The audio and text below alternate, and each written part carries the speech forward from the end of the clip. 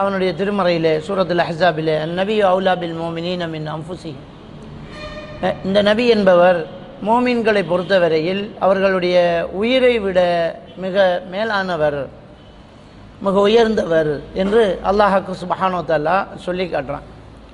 ஈமான் கொண்ட ஒவ்வொரு மோமினும் ஒவ்வொரு முஸ்லீமும் கண்மணி நபிகள் நாயகம் ஸல்லல்லாஹு அலைஹி வஸல்லம் அவர்களை நேசிப்பதும் அவரை உயிரை விட மேலாக மதிப்பதும் ஒரு மார்க்கத்தினுடைய ஒரு முக்கியமான ஈமான் கொள்ளக்கூடிய அம்சங்களில் ஒரு விஷயமாக இருக்கிறது. ஈமானுடைய அம்சத்திலேயே நம்முடைய உயிரை விட மேலாக நபிகள் நாயகம் ஸல்லல்லாஹு அலைஹி வஸல்லம் அவர்களை நேசிப்பது ஒரு முக்கியமான ஒரு விடயமாக இருக்கிறது. அதனால்தான் நபிகள் நாயகம் ஸல்லல்லாஹு அலைஹி வஸல்லம் அவர்கள் சொல்லி காட்டுகின்றார்கள், லா யூமினு அஹதுக்கும் ஹத்தா அகூன அஹப்ப இலைஹி மின் வாலிதிஹி வ வலதிஹி வன்னாஸி அஜ்மஈன். உங்கள் ஒருவரிடத்தில் அவருடைய தாய் தந்தையர் ஏனைய மக்கள் அனைவரை விடவும் நான் மிக விருப்பத்துக்குரியவனாக ஆகாதவரை அவர் ஒரு உண்மையான ஒரு விசுவாசியாக முடியாது என்று நபிகள் நாயகம் ஸல்லல்லாஹு அலைஹி வஸல்லம் அவர்கள் சொல்லி காட்டுகின்றார்கள். அந்த அளவுக்கு நபிகள் நாயகம் ஸல்லல்லாஹு அலைஹி வஸல்லம் அவர்களை நாம் உயிரை விட மேலாக மதிக்க வேண்டியது நம்முடைய ஒரு கடமையாக இருக்கிறது. அவரை நேசித்தால்தான், அவரை உயிரை விட மதித்தால்தான் நாம் இந்த மார்க்கத்திலே உறுதியாக நிற்க முடியும். இந்த மார்க்கத்தில் வெறுப்பு விருப்புங்கிற ரெண்டு விஷயம் இருக்கும். மார்க்கம் தடுக்குதுங்கிறதுனால நமக்கு அது விருப்பமாக இருந்தாலும் நம்ம அதை விட்டு ஒதுங்கி நிற்க வேண்டியிருக்கும். மார்க்கம் ஏவுது அப்படிங்கிறதுனால நமக்கு அது கசப்பாக இருந்தாலும் அதை செய்ய வேண்டிய நிலைமை இருக்கும். அப்போ ஒரு மனுஷனுக்கு கசப்பாக இருக்கிறத செய்கிறதும் விருப்பமாக இருக்கிறத விடுறதுக்கும் ஒரு மனசு வேணும். அந்த மனசு நபிகள் நாயகம் ஸல்லல்லாஹு அலைஹி வஸல்லம் அவர்களை ரொம்ப நேசித்தா மட்டும்தான் முடியும். இன்றைக்கி நம்முடைய உறவு முறைகளை பார்க்க முடியும். ஒருத்தரை நம்ம ரொம்ப நேசிக்கிறதாக இருந்தால் அந்த நேசத்துக்காக வேண்டி நம்ம படுற கஷ்டங்கள் எல்லாம் ஒரு விதமான ஒரு சுகமாக இருக்கும். சாதாரணமாக நம்ம தாய் நம்மளை பெற்றெடுத்ததை நம்ம சொல்லலாம். உலகத்திலேயே ஆகப்பெரிய ஒரு வேதனை ஒரு பிரசவ வேதனை தான். மரணத்தின் விளிம்புக்கு போயிட்டு திரும்பி வராங்கன்னு சொல்லுவாங்க. அந்த காலத்துலலாம் ஒரு பெண்ணு பிரசவமாகி முடிஞ்சதுக்கப்புறம் அவளை மறுபுறவி அப்படின்னு சொல்லக்கூடிய பழக்கம் இருந்துச்சு. ஏன்னா செத்து பொழைச்சிருக்கிறா, ரெண்டாவது தடவை அவன் பிறந்திருக்கிறா அப்படின்னு சொல்லுவாங்க. அதை வார்த்தைகளால் வர்ணிக்க முடியாது. அதை அல்லாஹ் தஆலா திருக்குர்ஆன்லேயே சொல்லி காட்டுறான். உன்னுடைய தாய் உன்னை கஷ்டத்துக்கு மேல் கஷ்டத்தோடு உன்னை சுமந்து பெற்றெடுத்தாள் அப்படிங்கிறான். அப்போ அந்த அளவுக்கு ஒரு வேதனையான ஒரு விஷயத்தை ஒரு தாயால் ஒரே செகண்டில் எப்படி மறக்க முடியுது? அவ்வளோ வேதனை நமக்கு நடந்திருக்கு. ஒருத்தரால் நமக்கு கொடுமை நடக்குது என்றால் வாழ்க்கையில் அவன் மூஞ்சிலேயே முழிக்க மாட்டான், முகத்தில் நம்ம முழிக்க மாட்டோம், என் முன்னாடி நிற்காத ஓடி போயிடு அப்படின்றோம். நமக்கு யாராவது அநீதி செஞ்சால் அவனை கொன்றுருவோம். நம்ம அந்த அளவுக்கு நம்ம ரொம்ப மனசால் வேதனைப்படுறோம். ஆனால் அந்த குழந்தையால் தான் அந்த தாய் இவ்வளோ கஷ்டத்தை அனுபவிச்சு அந்த பிரசவ வலியில் இன்னும் வேதனை நடந்துக்கிட்டே இருக்குது, வலி நடந்துக்கிட்டே இருக்குது, இன்னும் முடியலை. ஆனால் பிள்ளை பிறந்த உடனே அந்த தாயே என் பிள்ளையை காட்டுங்க அப்படிங்கிறான். அந்த பாசம் என்பது அவ்வளோ வேதனையை மறக்க வைக்குது. இப்படி அல்லாஹ்வுடைய தூதர் ஸல்லல்லாஹு அலைஹி வஸல்லம் அவர்களை நேசிக்கும் போது இந்த மார்க்கத்தில் உள்ள கஷ்டமான விஷயங்கள் சுகமாகும், கஷ்டமான விஷயங்கள் நமக்கு சுகமாகும். ஏன் ரசூல்லா சொன்னாங்க அப்படிங்கிறதுனால. ரசூல்லா தடுத்துட்டாங்கன்னு சொன்னால் கண்ணுக்கெதிர அது பொறுமதியாக இருந்தாலும் வேணாம் விட்டுடுங்கன்றுவோம். நம்ம சீதனம் எடுக்கிறத நமக்கெல்லாம் சும்மா ஃப்ரீயாக ஒரு வீடு கிடைக்குது, காணி கிடைக்குது, காரு கிடைக்குது, காசு கிடைக்குது, வாழ்வாதாரங்கள் கிடைக்குது, தொழில் கிடைக்குது. இதையெல்லாம் யாராவது விட்டுடுவானா? அழகான பொண்ணையும் கொடுத்து இந்த மண்ணையும் கொடுத்து நம்மளை நகை நட்டுக்களை எல்லாம் கொடுத்தா எவனாவது வேணாம்பானா? வேணாம்பா. அல்லாஹ்வுடைய தூதரை நேசிப்பவனுக்கு இதெல்லாம் ஒன்றும் பெருசு கிடையாது. நபி இந்த வழியை காட்டல, இது தப்பு, எனக்கு வேணாம், போயிடு அப்படின்னு சொல்லி அதை வெறுக்கக்கூடிய ஒரு சூழ்நிலை வரும். இதை நபியை நேசித்தால் மட்டும்தான் முடியும். இது வருஷத்துக்கு ஒரு தடவை நேசித்தால் நடக்காது. ஒவ்வொரு நிமிடமும் நேசிக்க வேண்டி வரும், எப்போவுமே நேசிக்க வேண்டி வரும். நபிகள் பெருமானார் ஸல்லல்லாஹு அலைஹி வஸல்லம் அவர்களை ஒரு மனிதன் ஒவ்வொரு நாளும் நேசிக்கும் போது, ஒவ்வொரு நிமிடமும் நேசிக்கும் போது, ஒவ்வொரு காலகட்டத்திலும் நேசிக்கும் போது அவன் வாழ்க்கையில் சந்திக்கக்கூடிய ஒவ்வொரு கட்டங்களையும் அவரை வச்சு உரசி பார்த்துக்கிட்டு இருப்பான். இது தப்பு, இது சரி, இது தப்பு, இது சரி என்று சிலதை விடவும் சிலதை எடுத்துக்கொள்ளவும் அவனால் முடியும்.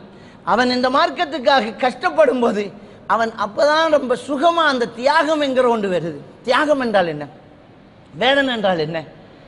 தியாகம் என்பதற்கும் வேதனை என்பதற்கும் வித்தியாசம் இருக்குது. ஒரு மனிதனுக்கு நோய் வருது, அவனுக்கு அடி விழுது, அவனுக்கு கஷ்டம் வருது, அதை வெறுத்துக்கிட்டு அந்த அந்த கஷ்டத்தை அவன் தாண்டும் போது அது வேதனையாகுது. அதை வெறுத்துக்கிறான். எனக்கு ஏன் இப்படி நடக்குதுன்னு வெறுத்துக்கிறான். ஆனால் ஒரு மனுஷனுக்கு கஷ்டம் வருது, அவன் நினைச்சா அதுலேருந்து தப்பிக்க முடியும். அவன் நினைச்சால் அதிலிருந்து தப்பிக்க முடியும். ஆனால் வேதனைங்கிற தப்பிக்கவே முடியாது, அனுபவிச்சு தான் ஆக வேண்டி இருக்குது. அது வேதனை. இது அப்படி கிடையாது. அவன் நினைச்சு அதை விட்டுட்டு வெளியில் வர முடியும். அல்லாஹ்வுடைய தூதரை நேசித்ததனால இதை தாங்கி இங்கே தான் இருக்க வேண்டும் என்றால் அது தியாகம். இங்கே தான் இருக்க வேணும். நான் என்னால் வெளியிறங்க முடியும், இதை விட்டுட்டு நல்லா வாழ முடியும், நிறைய சம்பாதிக்க முடியும். ஆனால் இது ஹராம், இந்த சம்பத்து எனக்கு தேவையில்லை, அதனால் நான் பட்டினி படுக்கிறேன், என் பிள்ளைகள்லாம் கஷ்டப்படுது, பரவாயில்ல. இது தியாகம். அந்த வேதனை வழி இன்னொன்று இருக்கும்போது அதையே நம்ம சாய்ஸ் பண்ணிட்டு போகிறது தியாகம். காரணம், அண்ணல் நபி ஸல்லல்லாஹு அலைஹி வஸல்லம் அவர்களை நேசிக்கிறோம். இது எப்போவுமே இருக்கணும். வருஷத்துக்கு ஒரு தடவை மட்டும் இருந்து சரி வருமா? அதை சிந்திச்சு பார்க்கணும். இப்போ ரபியுல் அவ்வல் வந்துட்டுன்ற உடனேயே நபிகள் நாயகம் ஸல்லல்லாஹு அலைஹி வஸல்லம் அவர்களை நேசிக்கிறோம் அப்படின்னு கிளம்புறாங்க. நபிகள் நாயகம் ஸல்லல்லாஹு அலைஹி வஸல்லம் அவர்களை நேசிக்கிறோம். அவர் பிறந்த நாள் ரபியுல் அவ்வல் புரை 12. அப்போ நாங்கள் விழா கொண்டாடுறோம், அவருக்காக மௌலூது ஓதுறோம். அந்த 12வது அன்றைக்கு ஒரு பெரிய கொண்டாட்டத்தை கொண்டாடுறோம்.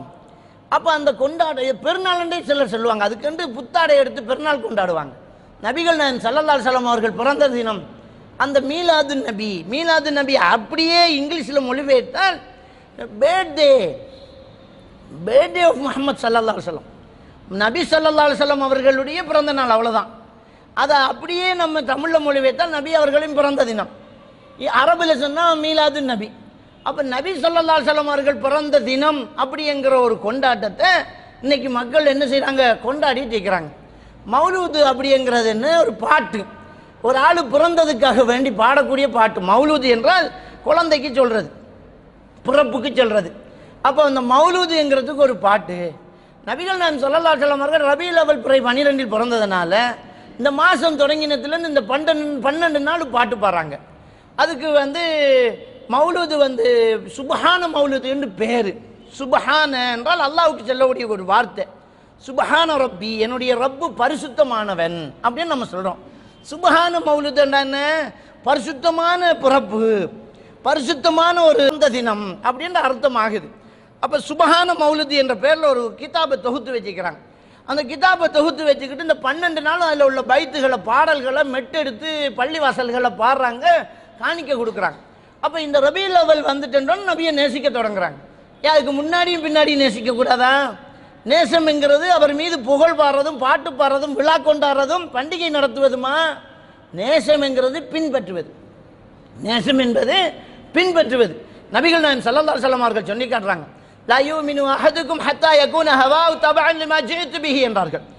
உங்களில் ஒருவர் முழுமையாக ஈமான் அடைவதாக இருந்தால் நான் கொண்டு வந்ததை அவருடைய மனோ இச்சை கூட பின்பற்ற வேண்டும் என்கிறாங்க. நான் கொண்டு வந்ததை எவருடைய மனோ இச்சை கூட பின்பற்றவில்லையோ அவன் ஈமான் கொள்ளலன்னுட்டாங்க. அப்போ மனுஷன் மனோ இச்சை கூட அல்லாஹ்வுடைய தூதரை பின்பற்ற வேண்டும். அந்த அளவுக்கு நம்முடைய அந்த நபி அவர்களை நாம் நேசிக்க வேண்டும். பின்பற்றுதல் என்கிறத ஸல்லல்லாஹு அலைஹி வஸல்லம் சொல்றாங்க. நேசம் என்பதற்கு என்ன வரைவிலக்கணம் சொல்றாங்க? பின்பற்றுதல். தபஅன் லிமா ஜிஅது பிஹிங்கிறாங்க. நான் கொண்டு வந்ததை அவர் பின்பற்றணும். நேசம் பின்பற்றுதல் தான். ஒருத்தரை நேசித்தா அவர் மாதிரி இருக்கிறது. இயல்பாகவே சிலர் முடி வெட்டிக்கிறது, உடுப்பு போட்டுக்கிறது, பேசுறது, நடக்கிறது, தலையை அசைக்கிறது, கையை ஷேக் பண்ணுறது, இது எல்லாம் என்ன செய்கிறாங்க? அவன் நேசிக்கிற ஒரு பாடகன், ஒரு பிளேயர், ஒரு ஸ்டாரு, ஒரு பொப்பிசை பாடகன், இவன்லாம் இப்படி செய்கிறான். அது மாதிரி முடியல கையை போட்டு கோதி விடுறதுக்கு கூட ஒருத்தன் ஸ்டைலுங்கிறோம். அவன் அப்படி ஆள், நான் ரொம்ப நேசிக்கிறேன், அவனுடைய ஃபேன் நான் அப்படிங்கிறாங்க. அப்போ நாம் ஒருத்தனுக்கு ஃபேனாக இருந்தால் அவன் செய்கிற மாதிரி செய்யணும், உடுக்கிற மாதிரி உடுக்கணும், கதைக்கிற மாதிரி கதைக்கணுங்கிறது வந்துடுது இல்லை. நபிகள் நாயகம் ஸல்லல்லாஹு அலைஹி வஸல்லம் அவர்களை நேசித்தால் அவர் உடுக்கிற மாதிரி உடுத்து, அவர் நடந்த மாதிரி நடந்து, அவர் சொன்னதை எடுத்து அவரை பின்பற்றி போகக்கூடாதா? அதை மட்டும் செய்ய மாட்டாங்களாம். நபி சொன்னதுக்கு மாற்றமாக தான் நான் செய்வேன். நபி அவர்கள் கரண்டை காலுக்கு மேலே உடுக்க சொன்னாங்க, இல்லை நான் கீழே தான் எடுத்துட்டு. நபி அவர்கள் தாடியை விட்டுடுங்க, கொத்தரிக்க வேண்டாம், வெட்ட வேண்டாம், அதை குறைக்க வேண்டாம் என்றாங்க. இல்லை நான் என்னுடைய இஷ்டத்துக்கு தான் தாடி வச்சுக்குவேங்கிறாங்க. அப்போ நபிகள் நாயகம் ஸல்லல்லாஹு அலைஹி வஸல்லம் அவர்கள் எதையெல்லாம் தடுத்தாங்களோ அதெல்லாம் செய்ய முடியாது, நான் மனைவி பிரகாரம் செய்கிறோம், ஆனால் நபி அவர்களை நான் நேசிக்கிறேன் என்று விழா கொண்டாராம். பாட்டு பாடினா நேசமாயிருமா? பாப்பா சொல்லக்கூடிய விஷயங்கள்லாம் ஒரு மகன் கேட்டு நடக்கிறது இல்லை, அவன் சொன்னபடியெல்லாம் அவன் நடக்கிறது இல்லை.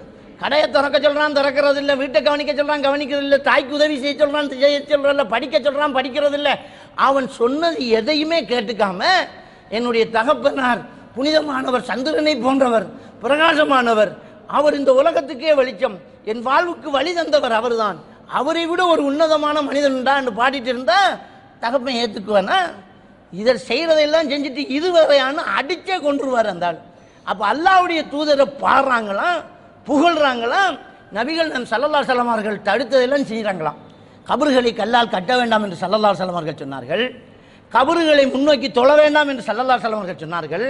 கபறு இருக்கிற இடத்துல தொழக்கூடாது என்றார்கள். பள்ளிவாசல் இருக்கிற இடத்துல கபறு வராது என்றார்கள். கபறு இருக்கிற இடத்துல பள்ளியை கட்ட வேண்டாம் என்றார்கள். இது யூதர்களுடைய செயல் என்றார்கள். நீ சொன்னா சொல்லிக்கிட்டேன்னு சொல்லி பெரியார்களின் கபறுகளை கல்லால கட்டி பச்சை புடவையால் போத்தி அந்த இடத்துல நின்று துவா கட்டு அந்த இடத்துல நின்று தொழுது அல்லாஹ்வுடைய தூதருடைய கபருக்கு இங்கிருந்து யாசகம் கேட்டு போய் அவரிடத்துல கையேந்தி துவா கட்டு அவர் தடுத்ததையெல்லாம் செஞ்சுக்கிட்டு அவரை நேசிக்கிறோம் என்றால் எவ்வளோ பெரிய மகா கொடுமை, எவ்வளோ பெரிய ஒரு மோசமான ஒரு செயல். இதுதான் நபியின் நேசமா? நபியை பின்பற்றுவதுதான் நபியின் நேசம். சரி, எடுத்து பாருங்களேன் இந்த புத்தகம் சுபஹான மௌலூதுங்கிற புத்தகம். அது என்ன சஹாபாக்கள் ஓதினதா? ஆதாரம் சொல்லுவாங்க. ஹஸ்ஸான் பின் சாபித் ரலியல்லாஹு தஆலா ஒரு பெரும் புலவராக இருந்தார். நபிகள் காலத்திலேயே மௌலூது ஓதினார். பள்ளிக்குள்ள அவருக்கு மௌலூது ஓதுவதற்கு மேடை கொடுக்கப்பட்டதுன்னு நாக்கூசாம ஒரு பச்சை பையை சொல்லிட்டு இருக்கிறான். அவர் ஒரு புலவர் தான், அவர் ஒரு பாடகர் தான். அவருக்கு அல்லாஹ்வுடைய தூதர் ஸல்லல்லாஹு அலைஹி வஸல்லம் அவர்கள் பாடுவதற்கு சந்தர்ப்பம் கொடுத்தார்கள். அவருடைய நாவிலே அல்லாஹ் உதவி செய்யட்டும், ஜிப்ரீல் அலை மூலமாக உதவி செய்யட்டும் என்று அவருக்காக பிரார்த்தனை செய்தார்கள். என்ன சந்தர்ப்பத்தில்? நீங்கள் எழுதியிருக்கிற இந்த புத்தகத்தை பாடினாங்களா? அவங்க யுத்த சந்தர்ப்பங்களை பாடினார்கள். ரபியுல் அவல் பிறை 12க்கு பாடலை, ரபியுல் அவல் 1, 2, 12 வரைக்கும் பாடலை. நபிகள் ஸல்லல்லாஹு அலைஹி வஸல்லம் அவர்கள் காலத்தில் யுத்தங்கள் என்பது வித்தியாசமாக இருந்தது. மனிதனை பலகீனப்படுத்துவதற்காக பாடல் பாடக்கூடிய, கவிதை உள்ளவர், கவிதை வாசிக்கக்கூடிய, கவிதை சொல்லக்கூடிய அந்த அந்த அரபு வளம் கொண்ட பண்டிதர்களை கொண்டு வந்து எதிரணிகளுக்கு கவிதையால் பதில் கொடுத்துக்கிட்டு இருந்தாங்க. நீங்கள் நாசமாக போகிறீங்க, அழிய போகிறீங்க, உங்கள் மனைவி விதவையாக போகிற, உங்கள் தாய் உங்களை தேட போகிற, உங்கள் மண்டை ஓட்டில் மது குடிக்க போகிறான், இப்படியெல்லாம் கவிதை நயத்தில் பலகீனப்படுத்துகிறான். இது பலகீனப்படுத்திக்கிட்டு இந்த மக்களை கேவலப்படுத்தும் போது நீ எடுத்த ஆயுதத்தை நான் எடுப்பேன் அப்படின்று இங்கு கவிதை தெரிந்தவர்கள் அந்த பகுதியில் இருக்கக்கூடிய கவிஞர்கள் கவிதைகளால் இவர்களை தாக்கும் போது நாங்கள் இன்னும் குறைந்தவர்களா, எங்களுக்கும் கவிதை தெரியும் என்று முன்னிலையில் இருந்த ஹஸ்ஸான் பின் சாபித் ரலியல்லாஹு தஆலா அவர்கள் போன்றவர்கள் முன்னால் போய் நின்று கவிதையால் கொடுத்தார்கள். அவர்கள் திக்கு தடுமாறி போனார்கள். ஹக்கை பாடுவதற்கு எவ்வளவு நேரமாகும்? பாத்திலை எல்லாம் வரிந்து கட்டி பாட வேண்டும். ஹக்கை பாடுவதாக இருந்தால் எவ்வளவு அழகான வார்த்தைகள் வரும். அல்லாஹ்வுடைய திருக்குர்ஆன் வசனங்களும் ஹதீதுகளும் அவர்களுக்கு முத்து முத்தாய் சொத்து கொடுத்தது. எடுத்து வாசித்தார்கள். கவிதைகளால் அவர்களை பலகீனப்படுத்தும் போது அவர்களுடைய முகங்கள் சுருண்டு கொண்டது. அப்போது ஸல்லல்லாஹு அலைஹி வஸல்லம் அவர்கள் அல்லாஹும்ம அய்யிதுஹு பி ரூஹில் குதூஸ் என்றார்கள். யா அல்லாஹ், பரிசுத்தமான மலக்கு கூட, அதாவது ஜிப்ரீல் அலைஹிஸ்ஸலாத்து வஸலாம் அவர்கள் மூலமாக இவருக்கு உதவி செய்ய அல்லாஹ், இன்னும் நல்ல வரிகளை கொடியா அல்லாஹ் என்று ஸல்லல்லாஹு அலைஹி வஸல்லம் அவர்கள் சொன்னார்கள். இந்த தான் ஆதாரம் எடுத்து மௌலூது ஓத நபி அவர்கள் ஏவினார்கள். நபி யா நபி ஸலாம் அலைக்கும் பாடினார்களா? நீங்க பாடக்கூடிய அந்த ஷிர்கான வரிகளை பாடினார்களா? இல்லை, அவர்கள் அப்போ வாரதை சொந்தமாக பார்த்தார்கள். இன்னைக்கு படிக்கக்கூடியவர்களுக்கு சொந்தமாக வருதா? யுத்த சூழ்நிலைக்கு படிக்காங்களா? எதிரிகளுக்கு பதில் கொடுத்து படிக்காங்களா? இல்லை, அவன் வச்சிக்கிற புத்தகம் யார் எழுதினே தெரியாது. இந்த மௌலூது கிதாப் இருக்கு இல்லையா, எங்கே போனாலும் புத்தகத்துக்கு முன்னுரையில் ஆசிரியர் பெயர் போடப்பட்டிருக்கும், எழுதியவர், பிரசுரிக்கப்பட்ட ஆண்டு, முதல் பதிப்பு எத்தனை, இது போட்டிருக்கும். மௌலூது கிதாபை எடுத்து பார்த்தால் அந்த கிதாபு எழுதினது யாரு அப்படிங்கிறது அதிலேயே சந்தேகத்தை கிளப்பி விட்டுக்கிறான். முதல் அப்போ என்ன எழுதிக்கிறான்னு சொன்னால், ஹத்தீபு என்ற ஒரு பேரை போட்டு இவர் எழுதினதாக கூறப்படுகிறது, இன்னும் வேறு ஒருவர் எழுதினதாகவும் சொல்லப்படுகிறது. அதிலே சந்தேகத்தை உண்டாக்கியாச்சு. சரி, யார் எழுதினா எழுதிட்டு போகட்டும், உள்ள என்ன இருக்குது அப்படின்னு சொன்னால், அந்த அல்லாவின் தூதரை புகழ்றதுக்கு எழுதப்பட்ட அந்த புத்தகத்தில் அல்லாவின் தூதருக்கு என்னெல்லாம் பிடிக்காதோ அதெல்லாம் எழுதி வச்சுக்கிறான். எதெல்லாம் நபிகள் நாயகம் ஸல்லல்லாஹு அலைஹி வஸல்லம் அவர்கள் தடுத்தார்களோ அதைத்தான் அந்த கவிதையில் எழுதி வச்சுக்கிட்டு அதை படிக்கிறான். பெருமானார் ஸல்லல்லாஹு அலைஹி வஸல்லம் அவர்களை எப்படி கேவலப்படுத்தி அதில் எழுதுறான் பாருங்க. நபிகள் நாயகம் ஸல்லல்லாஹு அலைஹி வஸல்லம் அவர்கள் காலத்தில் சஹாபாக்களில் சிலர் மாஷா அல்லாஹு வஷீத் என்ற வார்த்தை சொன்னார்கள். அல்லாஹ் நீங்களும் நாடினது யார சொல்லலாம் அப்படி என்றுக்கிட்டாங்க. அல்லாவும் நீங்களும் நாடினது. நபிகள் நாயகம் ஸல்லல்லாஹு அலைஹி வஸல்லம் அவர்கள் தடுத்தார்கள். அல்லாவும் நானும் ஒரு நேரத்தில் நாட முடியாது. அல்லாவை என்னை ஒன்றா சேர்க்குதாங்க. மாஷா அல்லாஹு சும்ம ஷேத்த, அல்லாஹ் நாடி பிறகு நீ நாடியது அப்படின்னு சொல்லுங்கன்றாங்க. அல்லாஹ் நாடி பின்பு நீங்கள் நாடியதுன்னு சொல்லுங்க. நானும் அல்லாஹ் ஒன்றும் கிடையாது. அல்லாஹ் நாடி அவ எனக்கு வஹி அறிவிச்சு அதுக்கப்புறம் நான் உங்களுக்கு சொல்லுவேன். அப்போ சும்ம ஷேத்த அப்படி என்று நம்ம சொல்லணும். நம்ம சொல்லுவோம் தமிழில் அல்லாஹ் முந்தி ரெண்டாவதாம் போ. நம்ம என்ன சொல்லுவோம் சொல்லும்போது அல்லாஹ் முந்தி ரெண்டாவதாம் போ. அது சரி, அப்படி சொல்லலாம். அல்லாஹ் முந்தி ரெண்டாவதா அப்படியம்போ. ஆனால் சில முஸ்லீம் அல்லாத சில சகோதரர்கள் சில வார்த்தைகளை போடுவாங்க. என்ன கடவுள் மாதிரி வந்து காப்பாற்றிட்டீங்கம்பாங்க. அது தப்பு. கடவுள் மாதிரி வந்து காப்பாற்றிட்டீங்க அப்படின்னு சொன்ன தப்பு. அந்த கடவுளை போல நீங்கள் தான் என் தெய்வம் அப்படின்றாங்க. ஒருத்தன் உதவி செஞ்சால் அவனை தெய்வமாக்குறது. அந்த வார்த்தைகளையே சொல்லுவதை நபிகள் நாயகம் ஸல்லல்லாஹு அலைஹி வஸல்லம் அவர்கள் என்னறாங்க தடுக்கிறாங்க.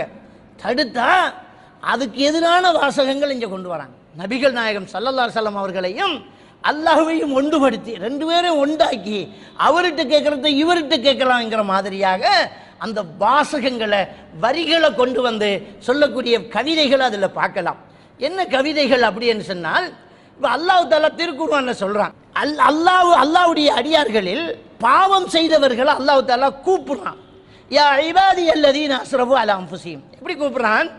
யா இபாதி அல்லதீன அஸ்ரஃபு அலா அன்ஃபுஸிஹிம். தனக்குத்தானே பாவம் செய்து கொண்ட பாவிகளாக இருக்கக்கூடிய என்னுடைய அடியார்களே, லா தக்னது மின் ரஹ்மத்தில்லாஹ், அல்லாஹ் மன்னிப்பான், அல்லாஹ் இரக்கம் காட்டுவான்ங்கிறதுல நம்பிக்கையை கைவிட்டுறாதீங்க. லா தக்னது, நம்பிக்கையை விட்டுறாதீங்க. நான் மன்னிப்பேங்கிறதுல கையை விட்டுறாதீங்க. இன்னஹுல் கஃபூர் ரஹீம், அல்லாஹ் எல்லா பாவத்தையும் மன்னிப்பான். இன்னல்லாஹ யக்ஃபிரு ذுனூப ஜமீஆ, அல்லாஹ் எல்லா பாவத்தையும் மன்னிப்பான். அவன் மன்னிக்க கூடியவன், இரக்கம் காட்டக்கூடியவன். இது அல்லாஹ் குர்ஆன்ல சொல்லக்கூடியது. எப்படி வாசகம்? பாவம் செய்த அடியார்களே, அல்லாஹ்வுடைய நம்பிக்கையில் கைவிட்டுறாதீங்க, நம்பிக்கையை மனசில் கைவிட்டுறாதீங்க, அல்லாஹ் கிட்ட கேளுங்க, அவன் தான் மன்னிப்பான். அப்படியே அல்லாஹ் தஆலா என்ன சொல்றான்? வமே யக்ஃபிரு ذுனூப இல்லல்லாஹ், அல்லாஹ் தவிர வேறு யார் இருக்கா பாவத்தை மன்னிக்க? அல்லாஹ் கிட்ட கேளு அப்படின்னு அல்லாஹ் குர்ஆன்ல சொல்றான். மௌலூத்தில் என்ன பாடப்படுது? யமன்த மாதா வஜ்தரம், யமன்த மாதா வஜ்தரம் துபு வஅதரி ஃபர்ஜுல் கரம். அதே வாசகம், வேற அரபு வார்த்தை. பாவம் செய்தவனே என்று அல்லாஹ் குர்ஆன்ல சொல்றான்.